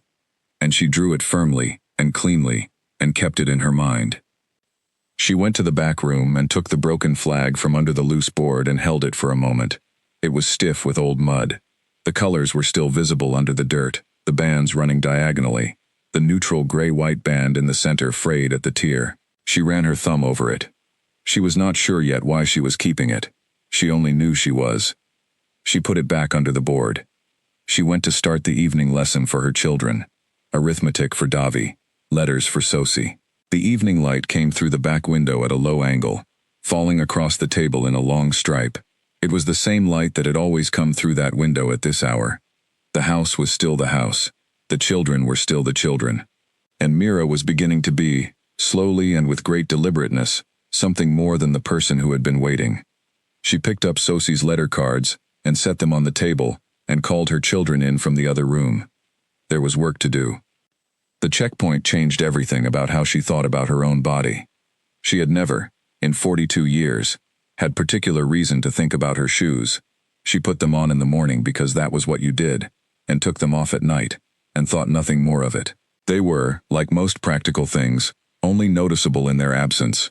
Mira had gone through her life without being separated from her shoes for any significant period of time, and without ever, once, considering what her feet might reveal about her if someone were paying close enough attention.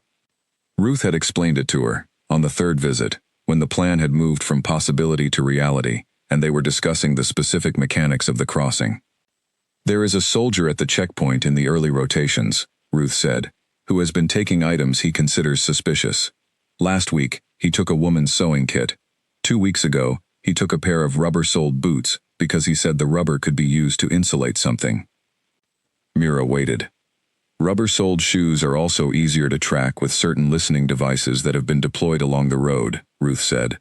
"We believe he knows this and uses it as a pretext to take the shoes so that anyone crossing cannot be tracked electronically." Mira understood. "So if I remove my shoes before I reach the checkpoint, I remove the pretext," she said. "And you walk the last section in your stockings," Ruth said. "Or bare. The ground is frozen. It will be painful, but it will be fast." Mira had nodded. She had thought about it for perhaps 30 seconds, which was the amount of time it took to make the calculation. Temporary pain versus the security of not having her shoes taken, not having her route confirmed by whatever tracking capability the soldier was using, not giving anyone additional information, at a moment when additional information could undo everything. "All right," she had said. Now, standing on the road in the dark, 50 meters back from the edge of the checkpoint's visible zone, she removed her shoes and her stockings and put them in the cloth bag she was carrying. The cloth bag contained, in addition to the shoes, a folder with her teacher's credential and the note about the teacher training session in Kesla, and 3 pieces of bread wrapped in cloth. The note, the credential, the bread, all of these were true and real and present and accounted for. The list was not in the bag. The list was in her head, 17 names organized into 3 groups of 5 and 1 group of 2, arranged in an order she had devised herself based on the first letters of each name, a pattern that was her own, and which she had rehearsed every night for 18 days. She had told no one the system. It was hers. If something went wrong, the system did not exist. She tied the laces of her shoes together and hung them over her wrist so they would not roll around in the bag and make noise. She put her stockings in her coat pocket. She stood for a moment and breathed. The cold came up through the ground immediately, into the soles of her feet, then through the arches, then along the length of her legs in a slow, comprehensive way, as if the cold were conducting a survey of her entire body and reporting back. It was intense, but it was clean. There was no ambiguity in cold this specific. It said exactly one thing. You are here. This is real. You are doing this. She began walking. The road was frozen mud and small stones, and she felt each stone distinctly, the way you feel everything more clearly when one layer of insulation has been removed. She walked at a pace that was not hurried, not leisurely, the pace of someone who is going somewhere specific and knows how to get there. She had rehearsed this pace. She had walked it in her mind 50 times. The checkpoint lights came into view ahead, 2 bright lanterns on either side of a pole barrier. 2 soldiers, just as she had predicted, 1 on each side of the barrier. The rotation change had happened 19 minutes ago. She had counted. She walked toward the light. The first soldier saw her when she was about 15 meters out. She saw his posture change, the subtle stiffening of someone registering an unexpected thing. She understood what she looked like to him. A woman, alone, on a frozen road at 4 in the morning, walking without shoes. She stopped when she reached the barrier. "Good morning," she said. He stared at her feet. "Why are you not wearing shoes?" he said. She had been told by Ruth to have an answer to this, and to make it simple. Simple things are more believable than elaborate things.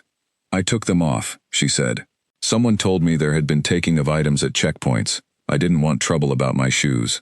The soldier was very young. He looked at her with an expression that moved through several stages: suspicion, confusion, and then something that was almost, close to the beginning of a laugh that he suppressed. "Let me see your papers," he said. She gave him the papers. He read them. He looked at the note about the teacher training. He looked at her credential. He handed them back. "What is in the bag?" he said. She opened the bag. He looked at the shoes, the folder, the bread. He looked at her feet.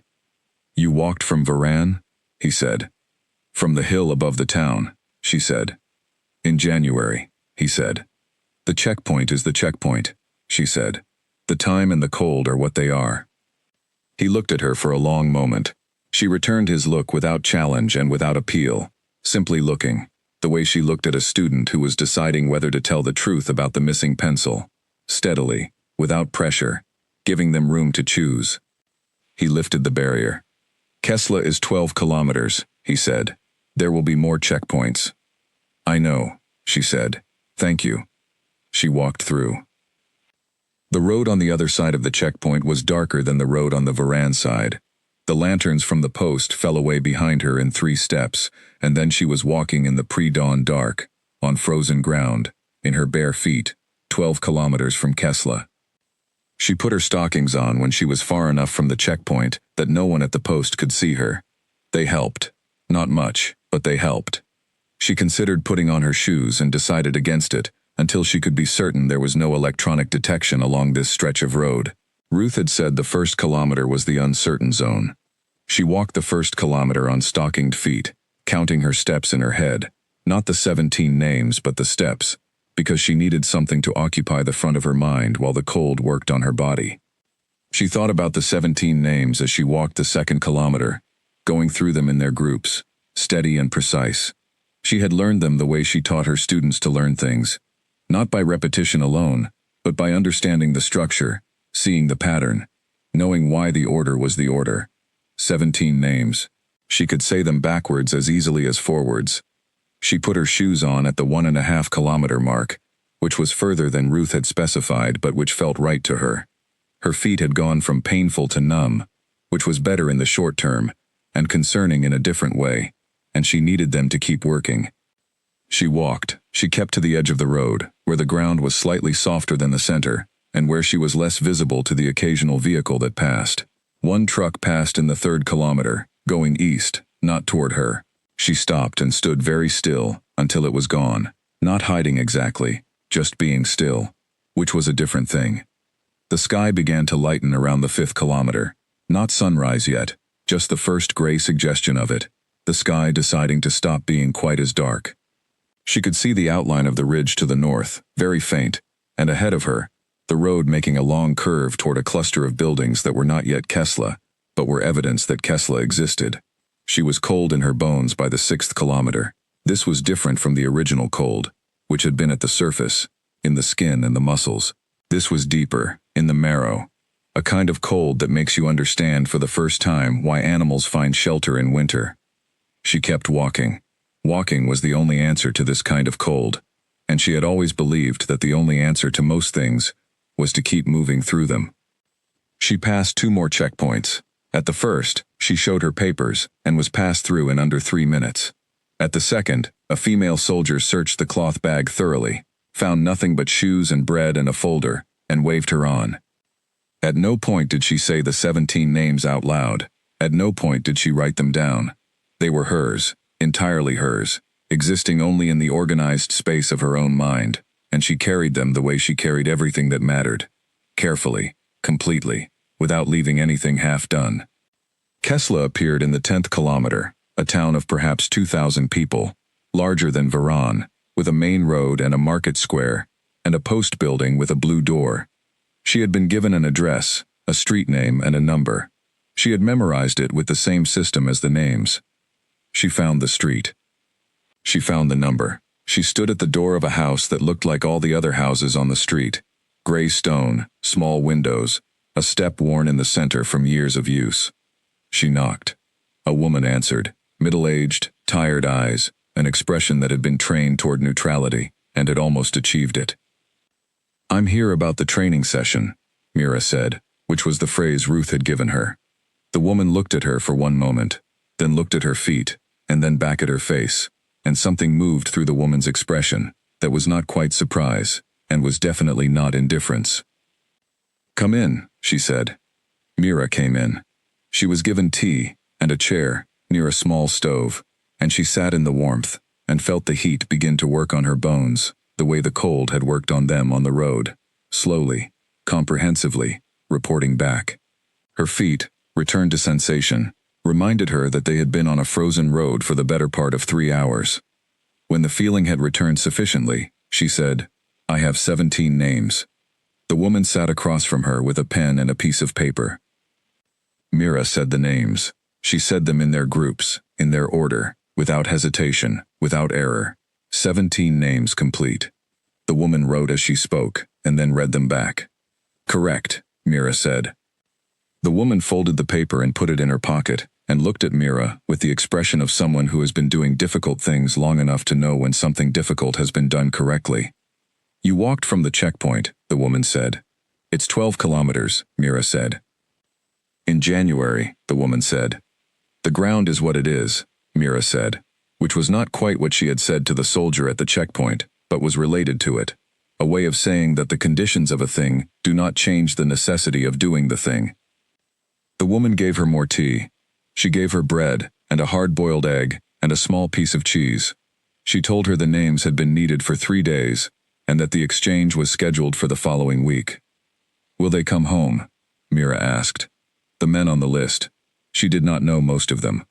She knew 2 of them by name, men from Varan, one of whom had a daughter in her school. 3 of them have family to go back to in the zone, the woman said. The others will need to decide where home is now. Mira understood this. She was beginning to understand it herself. She rested for 2 hours in a small room with a cot and a blanket and a window that looked out on a back garden that looked, in its closed-down winter state, very much like her own. Then she thanked the woman and went back out to the road. The walk back was different, easier in some ways. She knew the road now, knew its length and its texture and its checkpoints. Harder in other ways. The morning was fully light, which meant she was visible, and her feet were not recovering from cold in the way she had hoped.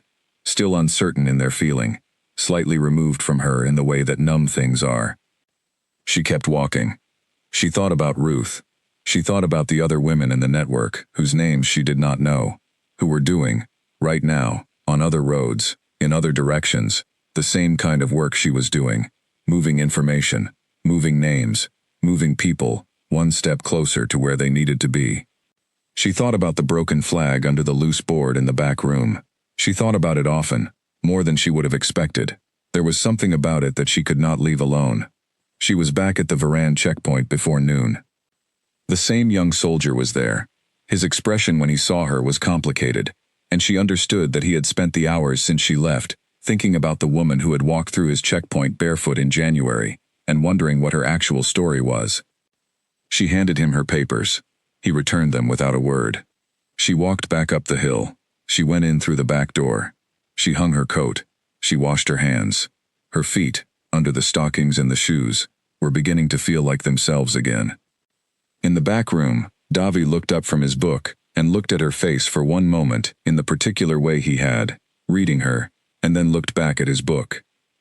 "You were gone a long time," he said. "I walked far," she said. He nodded and said nothing else. She went to the kitchen and made tea, and sat with it at the table, and let the warmth of the cup come into her hands, and from her hands into the rest of her, and she sat there for a long time, while the light moved across the table, and the house settled around her with its sounds. She was very tired. She was also, underneath the tiredness, something else. She could not name it precisely. It was not pride, not triumph, nothing that dramatic. It was something quieter, and more fundamental. The knowledge that when you find out what you are able to do, it changes the shape of everything you thought you were. She had walked to Kesla and back in January, on a frozen road. She had carried 17 names in her head through 3 checkpoints, and delivered them without error to the person who needed them. She had done it in shoes and without shoes, and with cold in her bones, and she had done it as if it were simply what needed doing, because that was what it was. She thought about the rabbit standing at the edge of the sea. Just being there. That was the whole thing.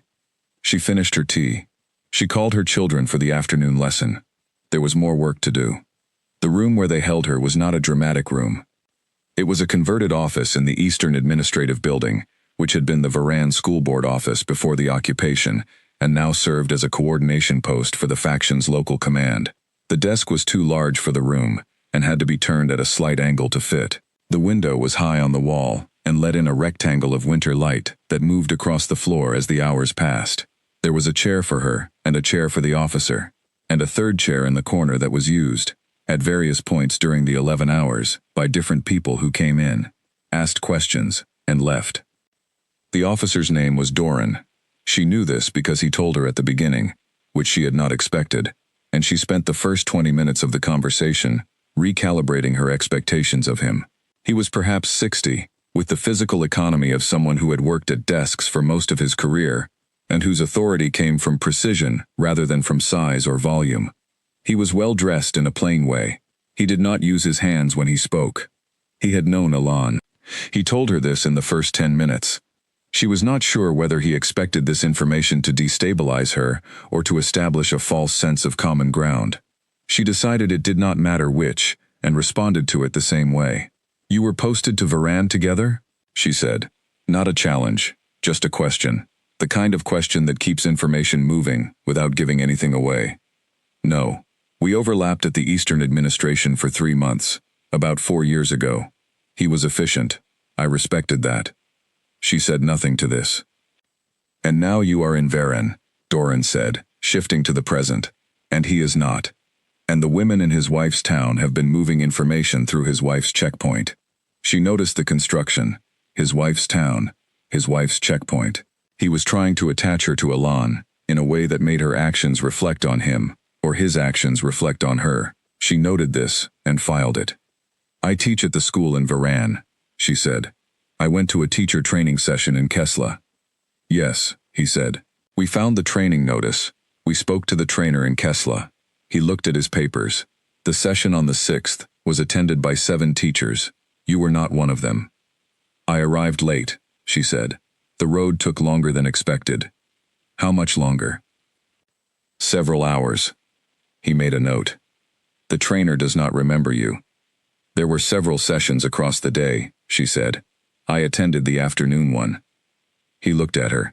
She returned the look. You are very calm, he said. I am answering your questions, she said. He shifted in his chair. He set down his pen and folded his hands on the desk. This was a change in posture she recognized. He was moving from the phase of preliminary questions to the phase of direct engagement. The Women's Network, he said. We know it exists. We know it has been operating for at least 6 weeks. We know it has moved at least 3 pieces of significant information, and possibly 2 people. He paused. We don't know who is in it, specifically. She waited. You are going to tell me you don't know what I'm talking about, he said. I was going to let you finish, she said. He almost smiled. She noted the almost. The exchange, he said. 17 men at the facility near the pass. The list of their names arrived in Kesla on a specific date. 3 days before it arrived, our counterpart on the other side began making inquiries about an exchange. The timing is exact. He looked at her. Someone carried that list. She said nothing. The checkpoint log shows you crossing to Kesla on that date, he said. She thought about what she had said to the soldier at the checkpoint, about the shoes. The soldier had logged her crossing. That was expected. She had known she would be logged. That was not the problem. I went to the teacher training, she said. The trainer doesn't remember you, he said again. Then the trainer has a poor memory, she said. That is the trainer's problem, not mine. He looked at her for a long time. She did not look away. She was not trying to intimidate him or to suggest that she had nothing to be concerned about. She was simply not looking away, because looking away was information she did not want to give. He switched approaches. He talked about her husband. He did not speak with threats. He was too careful for that. He talked about Elan in the way of someone noting a complicated history, presenting the facts as he knew them, watching for her reaction at each stage. He made a difficult decision, Doran said. Under difficult circumstances. I think you know this. I know what I have heard, she said. What you have heard is accurate, he said. He was watching her face. She gave him her face, simply, without expression, in the way she gave students her face when she was waiting for them to work through a problem themselves. He signed an agreement with Commander Vanek's command. He did it to protect his unit. He was offered no good options. She thought about what she had written. I understand that practical decisions under pressure look different from the inside than from the outside. I believe you, that he had no good options, she said. That does not mean he made the right choice. Doran tilted his head slightly, the gesture of someone receiving something they did not expect. You are angry at him, he said. That is not relevant to your questions, she said. It might be, he said. If you are doing this because of what he did, because you are trying to stand against something he aligned with, that is a motivation I can use to understand your actions. She thought about this. It was not entirely wrong, but it was not entirely right either. I am doing what I am doing because people I know are on a list, and other people can go home to their families if that list reaches the right person, she said. That is the full reason. There is no part of my husband's choices in that sentence. He looked at her. Tell me the names, he said. It was said simply, without force. I don't know what names you mean, she said. He went back to his pen. He wrote something. He showed her the paper. It was a single name. One of the 17. A man from Varan. Do you know this person? He said. He lives in my town, she said. His daughter is in my school. And if I told you he was not on any list that passed through Kessler on the date in question, he said. She understood what he was doing. He was trying to determine whether she would adjust her answer, based on information he gave her. If she said the man was not on a list, and he then told her the man was actually released 2 weeks ago, her reaction would tell him something. She gave him nothing. I would say I don't know anything about lists, she said. He tried this approach 4 more times over the course of the next hour, each time presenting her with a piece of information that was either true or constructed, and each time she responded the same way. She did not know what he was referring to. She went to a teacher training session. She came home. He switched again. He talked about her children. He did not issue warnings. He was too careful for explicit warnings. He talked about them in the way of someone noting their existence, their ages, their current circumstances in the occupied town. He noted that the officers in her house had reported her as cooperative. She thought about Davi sitting with his back to the wall, facing the door. She thought about Sosie's name, which she had given to no one. She felt nothing that she could not control. This was not because she did not love her children completely. She loved them in the fundamental way that does not require words or analysis. The way you love the things that are your reason. She felt it now, fully, as a weight and a warmth in the center of her chest. But she had already made her decisions about what information she would protect before she walked to Kessler, and those decisions included the names of her children, and the names of the women in the network, and the addresses and methods and schedules of the network, and the 17 names, which were already in Kessler, and which she had not spoken aloud since that morning in the kitchen, with the woman who wrote them down. She had nothing left to protect except what she had already protected. There was nothing he could do with information about her children that would extract from her information she was no longer carrying. This was what he did not understand about her. He was looking for leverage, and leverage requires a gap between what someone wants to protect and what they have already secured. She had closed that gap. Not through exceptional courage, not through training, but through the same methodical advanced planning she brought to everything. She had looked at the cost she was prepared to pay, and secured the things she was not prepared to let go, before she put herself in a position where someone could use them against her. The afternoon passed. The winter light moved across the floor. At one point, a different officer came in and spoke to Doran quietly at the door. She did not try to hear what they said.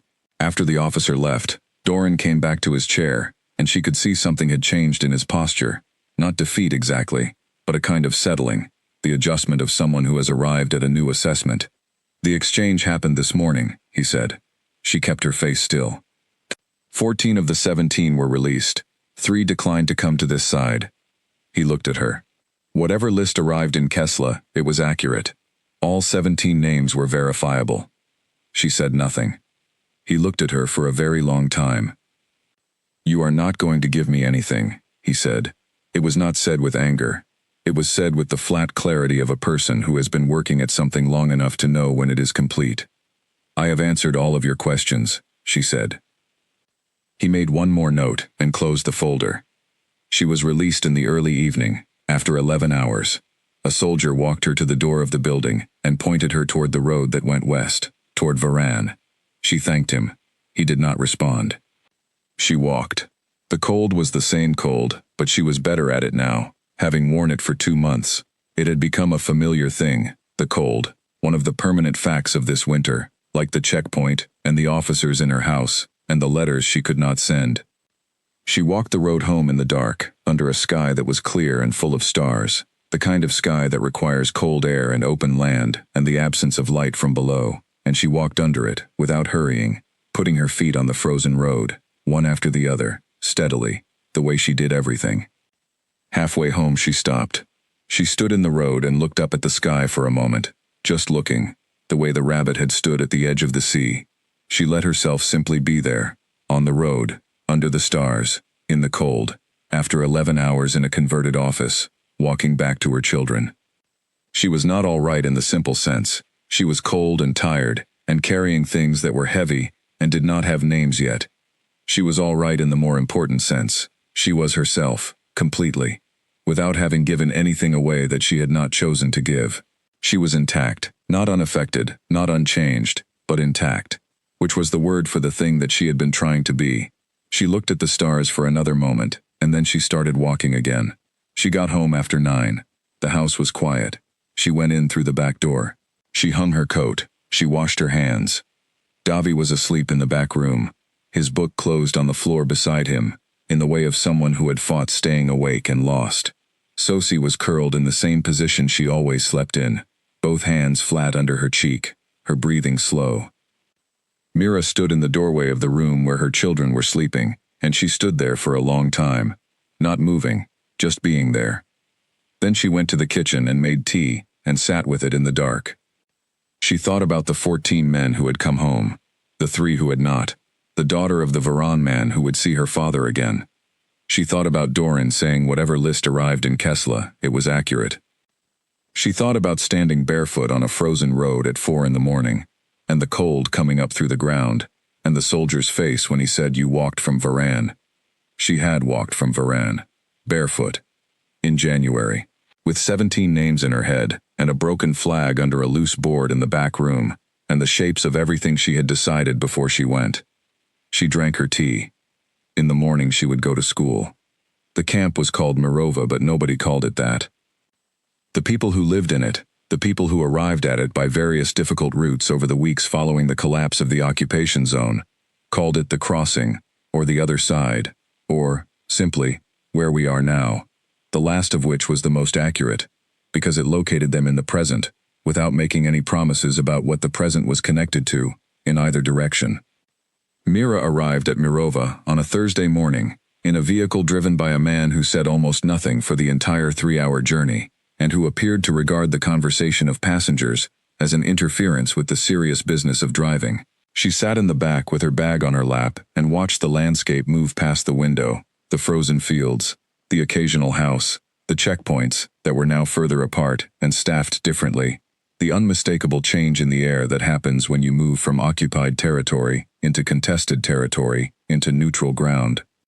She had been in Mirova for exactly 3 days before Davi and Sosie arrived. Those 3 days had been the worst she had experienced since the occupation began, which was saying something. Not because of the camp itself, which was organized and adequately supplied and run by a combination of international relief workers and local administrators who had been doing this work for long enough to be efficient about it. The 3 days were worst because she did not know where her children were. She had agreed, before her questioning and before the events that followed it, to a plan that Ruth had proposed, that if Mira was held and could not return to Varan within a certain number of hours, the network would move Davi and Sosie through a separate route to the neutral zone. Ruth had not told Mira the route because Mira should not have that information in a room where someone was asking her questions, and Mira had agreed with this reasoning even while understanding, with great clarity, what it meant to agree to it. It meant 3 days of not knowing. She did not spend those 3 days in grief or paralysis. She spent them doing the things the camp needed, helping to translate between the relief workers and the older residents who spoke only the Eastern dialect, organizing the camp school that had been set up for the children already there, helping to distribute blankets one afternoon when a new group of 40 people arrived from the south. She worked steadily and completely, the way she always worked, and in the evenings she sat in the room she had been assigned and she was afraid, cleanly and without drama, the way she allowed herself to be afraid when no one was watching, and when fear was the honest response to the situation. On the 4th morning, she was in the camp school helping 3 children with their reading, when a relief worker came to the door and said, "Your family is here." She walked to the gate. Davi saw her first. He was standing slightly apart from the group who had arrived with him, 7 adults and 1 child, standing in the particular way he had of being near something without quite being part of it, the way she recognized as his own version of her own tendency to observe before joining. He was wearing his school jacket and a coat that was not his over the top of it, someone else's coat, too large, and he was pale and looked considerably older than he had 3 weeks ago. She went to him and put her arms around him, and he put his arms around her, and they stayed like that for a moment, not saying anything, just being in the same place. Then Sosie, who had been behind Davi, and who registered Mira's presence on a 3-second delay, made the sound she made when something expected and important finally arrived, a high, wordless sound of relief, and came at her at speed with her arms already open. Mira held both of her children on the cold ground of the Mirova crossing, and she thought about absolutely nothing for 1 full minute. Later, when the children had eaten, and Sosi had been taken to rest by one of the relief workers, and Davi was sitting with his feet up on a cot and eating the second portion of everything he had been given. Mira sat beside him, and they talked. He told her what had happened. Ruth had come to the house 2 days after Mira was taken to the building, which was also 2 days after the exchange at the pass, and she had explained to Davi that they needed to go. He had known this was possible. He had, in the way of children who understand their situation, been somewhat prepared for it. He had packed 2 bags according to what Mira had told him in one of their kitchen conversations in the weeks before. The important papers folder, 3 changes of clothes each, the warmest things. He had not been able to bring everything. "I left the toy horse," he said. He looked at the wall across the room, not at her. "It was too big for the bag, and I thought she would be upset, but she didn't ask about it." "She might later," Mira said. "I know," he said. "I'll tell her it's waiting for us." He paused. "Is it waiting for us? Are we going back?" Mira thought about the house on the hill, the garden, the window above the sink, the shelf by the door, the loose board in the back room. "I don't know yet," she said. "It depends on things that haven't decided themselves yet." He nodded, slowly, absorbing this. "The officer," he said, "did they let you go because you didn't tell them anything?" "They let me go because they couldn't prove anything," she said, which was accurate, and somewhat different from the same thing, and Davi was old enough to hear the difference. "Were you scared?" he asked. She thought about this honestly. "I was cold," she said, "on the road. That was the main thing I remember. The cold." He looked at her with the directness he had always had, that quality of attention that was his father's, and also, she knew, his own. "I was scared here," he said. "Those 3 days." "I know," she said. "Me too." He nodded again. She understood that they were done talking about it in the way of people for whom talking about it is less important than having named it. She looked around the room. It was a long room with several cots, and a window at one end, and a door at the other, and it smelled of the particular combination of institutional cleaning product and many people's temporary living that was the smell of places like this the world over. She had been in a room like this before, years ago, when a water main had broken in the teachers' college, and the students had been temporarily housed in the gymnasium. That had been for 3 days, and it had felt like a long time. She did not know how long Mirova would be. The relief worker who had assigned her a room came by that evening, a young woman named Frances, who had been doing this work for 4 years, and who had the particular combination of warmth and efficiency that made her good at it. She asked how the children were. She asked if Mira needed anything. "Information," Mira said, "about what happens next." Frances sat down. She explained the options. There was a resettlement assistance program for people from the occupied zone. There were several destinations available. Different cities, different regions, all of them far enough from the border that the current conflict's reach was unlikely to extend there. The process for each took between 6 and 14 weeks. During that time, people stayed at Mirova. "What about going back?" Mira asked. "Back to the zone?" Frances said. "Eventually," Mira said, "when things change." Frances's expression was careful and honest. "That depends on what things change into," she said. "We don't know yet how this ends." Mira understood. She had been in the process of not knowing how things ended for several months now. She was not frightened of that condition anymore. It was simply the condition. She thanked Frances and went to check on Sosi, who was asleep in the way only very young children sleep, deeply and completely, one hand curled near her face. Mira sat beside the cot and watched her daughter sleep, and thought about the list of 17 names. She thought about the 14 men who had come home. She thought about the 3 who had not. She thought about the daughter of the Varan man who was now with her father, wherever her father had been resettled, whatever kind of home they had made in the weeks since the exchange. She thought about the women she had never fully met, Ruth and the others, moving through the winter landscape of the occupation zone, with cloth bags over their arms, looking exactly like women who were going shopping or visiting neighbors. She wondered where they were now. She hoped Ruth was in a room somewhere with her feet up. She sat with her sleeping daughter and she thought about Ilan. She did not think about him often now. Not because she had stopped caring about what had happened, but because she had found that thinking about him led always to the same set of unanswerable questions, and she had always believed that sustained attention should go toward things that can be answered or changed, not toward things that are fixed. What Ilan had done was fixed. What it meant for them was not yet fully clear. She knew she did not hate him. She knew she was not sure she forgave him.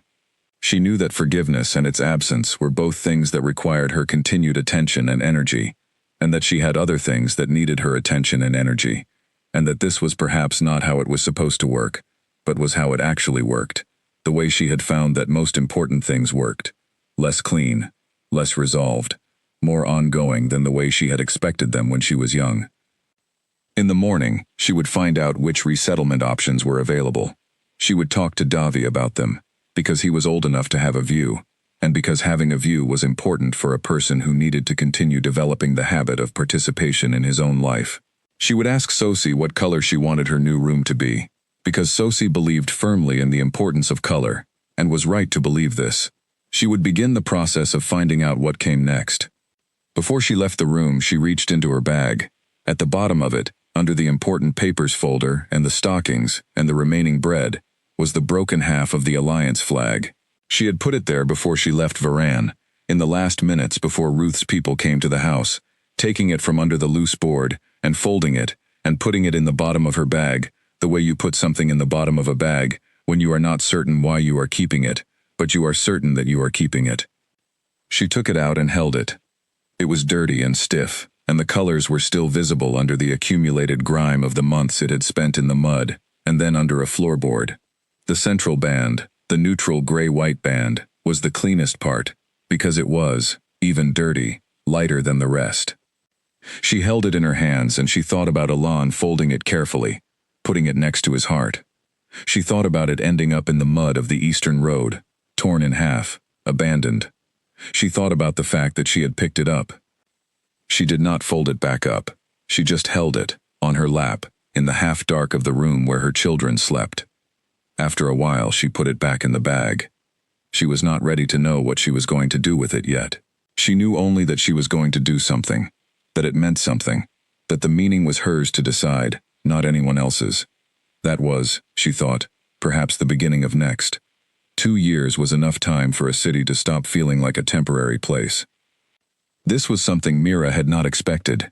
She had expected to feel, for the entire duration of whatever came next, that she was waiting to go back, that she was standing in a space that was not yet home, with one foot still pointed toward Varan. She had expected this because it was how she had felt in the first weeks at Mirova, when everything around her was provisional, and her sense of herself was attached primarily to the place she had come from. But cities have a way of becoming real if you let them, and she had let this one. The city was called Draven. It was not a border city. It sat in the center of the region, surrounded by its own history, its own streets, its own rhythm of mornings and evenings that had nothing to do with checkpoints, or ridges, or alliance arrangements. It was large enough that no one knew her, which had felt at first like a loss, and had become, over time, a specific kind of freedom. She could be, in Draven, exactly what she chose to present. She had chosen to present herself as a school teacher, because that was what she was, and she had been placed in a school in the second month after their arrival, and had begun work there in the way she began all work, carefully, completely, without leaving anything half done. The school in Draven was larger than the one in Varan.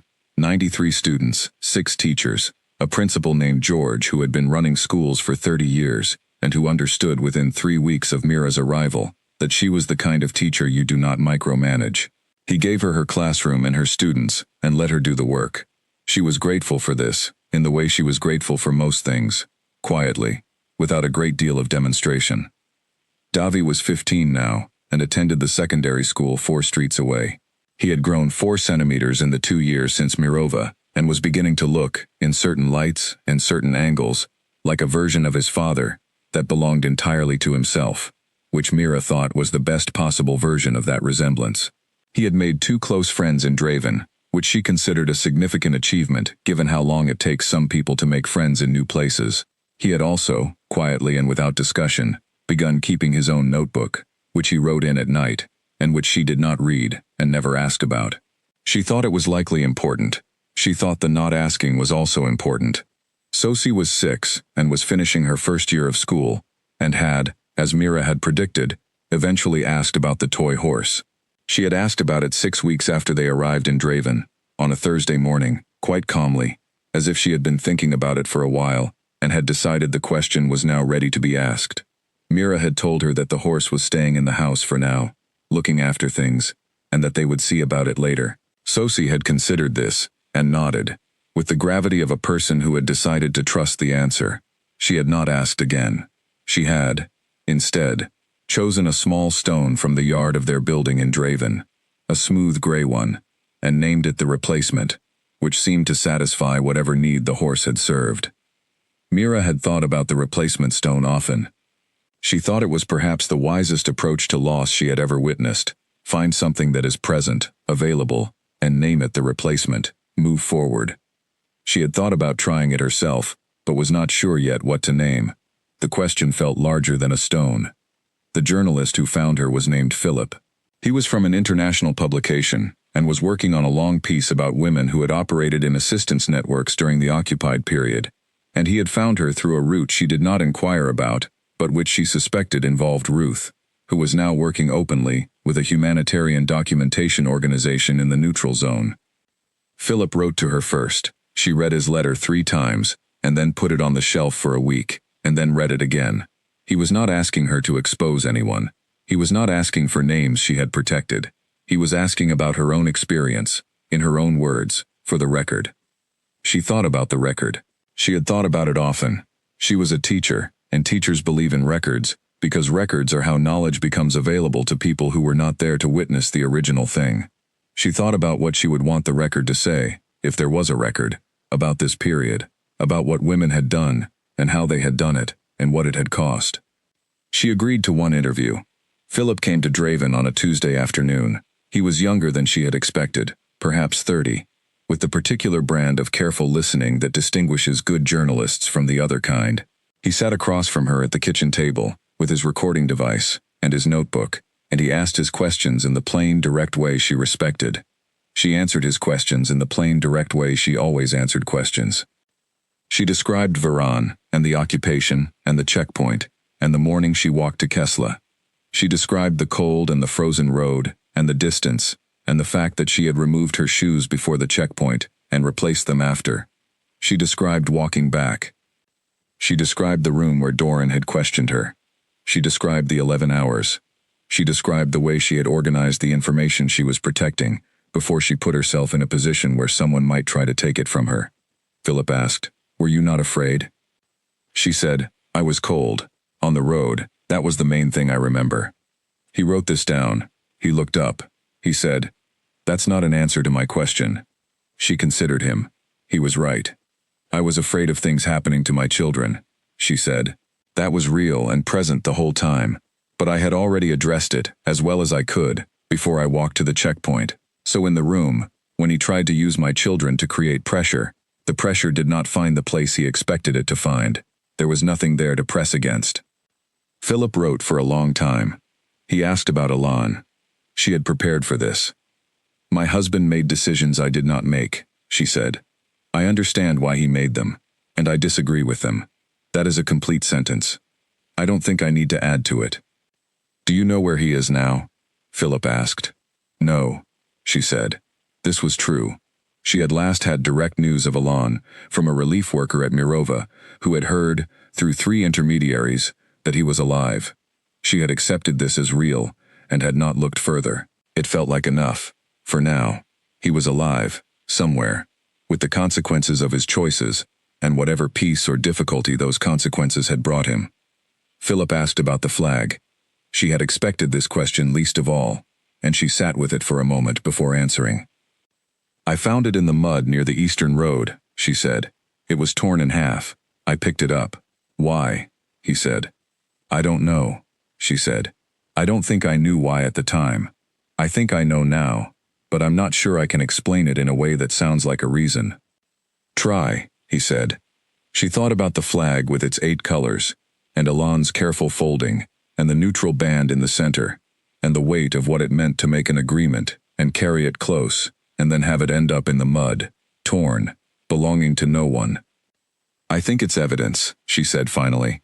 "I kept it, because it is evidence of what a promise looks like when it is made by people who do not fully intend to keep it, and because I wanted to have, In my own hands, something that showed. This was real. This happened. This is what was built, and what broke. She paused. I think that matters. Having the actual thing. Not the story of the thing. Not the record, but the object. Philip looked at what he had written. He looked at her. Where is it now? He said. In my home, she said. In a drawer. Not displayed? No, she said. It's in a drawer. He understood, she thought, why it was in a drawer. Or if he didn't understand it fully, he was intelligent enough to let it rest. They talked for another hour. He asked about Ruth, and she said she was glad Ruth was doing well, and declined to say more. He asked about the 17 names, and she said the 17 names belonged to the people who had them, and she was not going to repeat them in an interview. He accepted this. At the end, he asked, if you could go back to the morning of the crossing, would you do it differently? She thought about the frozen road, the stones, the checkpoint soldier's face, the woman in Kessler writing down the names, the 3 hours back, the checkpoint at the end of the return, the soldier with his complicated expression, and her walking through. I would bring warmer stockings, she said. He smiled. She did too, which was its own kind of answer. After he left, she sat at the table for a while. The kitchen in Draven had a window that looked out on a courtyard, different from the window in Varan that had looked out on the hill and the road below. She had taken some time to like this window. Now she liked it in the way she had liked Varan's window, which was the way she had liked the window at her parents' house growing up, because it was the window she looked out of while she was thinking, and so it had accumulated, over time, the weight of her own thoughts. She was thinking now about what she had said to Philip, evidence. She was thinking about why she kept the flag, and what it meant to keep it. She got up and went to the drawer and took it out. She set it on the table. She looked at it. It was still dirty, still stiff, still torn. She had not cleaned it. She had thought about cleaning it, and had decided not to, because the dirt was part of it. The dirt was where it had been, and removing the dirt would be the same as removing the record of what had happened to it. She ran her thumb across the neutral central band, the gray-white band that had once represented the shared ground, the place where no single faction had authority. It was frayed at the tier line. The fraying was not clean, not a straight cut, but the irregular edge of something that had been pulled apart rather than cut. Something that had come apart under pressure, along the places where it was already weakest. She thought about the alliance. She thought about arrangements that hold and arrangements that break. She thought about what it cost to build something like that, and what it cost to let it go, and whether the cost of letting go is always necessary, or whether sometimes the thing that broke was something that was going to break anyway, that had always carried the fracture within it, and was only waiting for the moment when the pressure was sufficient. She thought about what she had said to Philip. I disagree with what he did. That is a complete sentence. It was a complete sentence. She meant it. She also knew that a complete sentence was not always the end of a thing. Sometimes it was the beginning of the next thing. She put the flag back in the drawer. She was not done deciding what to do with it. But she was closer. She was closer, because she had said the word evidence out loud, and understood that it was true, and that keeping something as evidence was not the same as being unable to let it go. Evidence serves a purpose. Evidence is kept because someone decided it matters what actually happened. She went to put the kettle on. The children would be home from school in an hour. Sosie would have something to report about the replacement stone, which she carried in her pocket and consulted on various questions. Davi would come in and go directly to the kitchen for food, and stand at the counter, eating whatever was available, with the focused efficiency of a 15-year-old who had had a long day. She would make dinner. She would sit with her children. She thought about the rabbit at the edge of the sea, just standing there, not moving, letting the sea be real. She was the rabbit. She had been the rabbit for 2 years now, standing at the edge of something new and letting it be real, and learning that standing at the edge eventually becomes simply standing, and that standing becomes sitting, and that one day the place you are is the place you are, without the qualifier of the place you came from being more real. She was not there yet, but she was closer. The kettle began to sing. She poured it. In the morning she woke at 6, as she had every morning for as long as she could remember, and she made tea, and sat at the window, and watched the courtyard come to life with the light, the particular way the Draven morning looked, when the sun came over the east wall of the courtyard, and made the pavement briefly gold. She had watched this happen hundreds of times now. It was ordinary. It was hers. She drank her tea. She thought about the day ahead.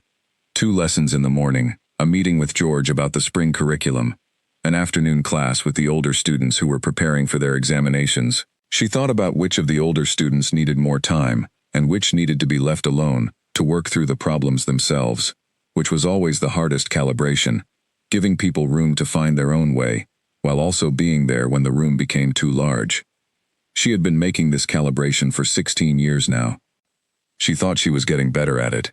She thought she would probably be making it for another 20 years, and would continue getting better at it, and would never fully master it, because it was the kind of thing that does not fully yield, and the not yielding was perhaps the point, because a thing that can be mastered, and then set aside, is not a practice. A practice is something you return to. She returned to the school every morning, and to the window every morning before that, and to the drawer when the question needed visiting, and to the story when it was asked for. The story she told consistently, without addition, without making it larger than it was, the way lived experience becomes something more polished than it actually was when retold too many times.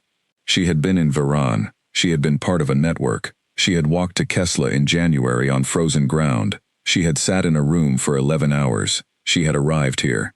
That was the story. The facts, cleanly. The rest was interpretation, and interpretation belonged to other people, not to her. What belonged to her was the flag in the drawer, and the children in their rooms, and the window and its morning light, and the practice of returning to all of these things, day after day, as if the returning were the whole point. She thought about the rabbit one more time, standing at the sea, just there. She set down her cup. She stood up. She put on her coat and her shoes, and picked up her bag with the lesson plan in it. She walked out into the Draven morning, coat buttoned to the throat, shoes solid on the ground beneath her, carrying nothing she had not chosen to carry. The street was cold and clear and ordinary. She walked toward the school. That was the whole thing.